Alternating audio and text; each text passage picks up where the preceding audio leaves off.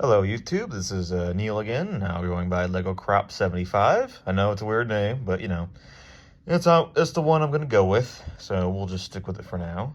I'll probably just still refer to myself as Neil, but whatever. Anyway, in today's video, we are going to go over the Paris-class frigate. Now, the Paris-class frigate that I have built here, not this one specifically, but it was one of the first ships I ever built out of Lego from the Halo franchise.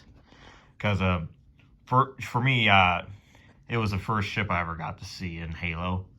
So I always thought it was so cool, especially that one scene in Halo Reach where we just utterly destroyed this Covenant tower in that one mission on Reach. I thought that was so cool. For the longest time, I actually thought it shot lightning or something out of its main gun, but really it was just a background.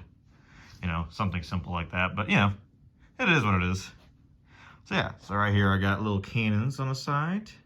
I know in the actual lore of the game itself, it's got these little like, point defense guns, but honestly, I feel like it should have better armament than that. Especially considering how big it is to actual skyscrapers, like you see here in the New York set. You know, that's a near perfect representation of how big even the smallest ships of the Halo series are compared to real life buildings we have in our life. See here, just like. Look at that thing. It's almost as tall as the Freedom Tower. By golly, that's a big old boy.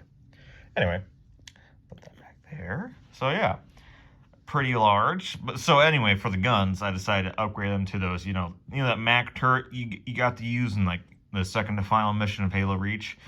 Spoilers, by the way. Oh, whatever. It's an old game by now.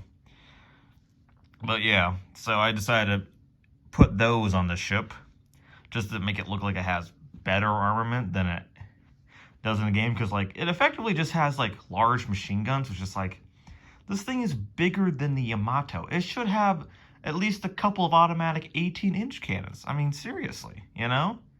But anyway, yeah. Got right here the little front part there, side engines there. Got the engine in the back right there. Yeah, pretty cool, pretty cool. So yeah, I originally built this ship about 10 years ago, or no, yeah, 10 years ago, back when I was in 8th grade. And back then it was also a rainbow color mess, which, you know, back then I didn't mind, because it's like, I just cared more about getting the right pieces than the right colors. So, as most people do when they first start out with Lego. And yeah, this is what it looks like today, all nice and gray and light gray and all that good stuff. Looking more like a ship than it did in the past.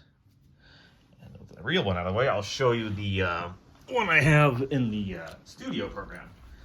Because recently I decided to start... Hold on a second.